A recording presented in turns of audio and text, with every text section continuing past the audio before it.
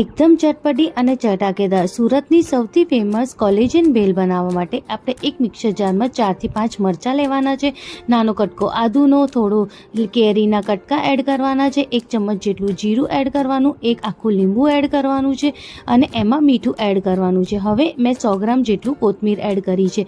હવે એમાં બરફના થોડા કટકા એડ કરીને એને સરસ ક્રશ કરી લેવાનું છે અને ચટણી રેડી છે. હવે આપણે એક વાટકામાં ગરમ પાણી એડ કરવાનું છે અને એમાં મેં 4 થી 5 ખાંડ એડ કરીને એને સરસ મિક્સ કરીને સાઈડમાં મૂકી દેવાનું છે.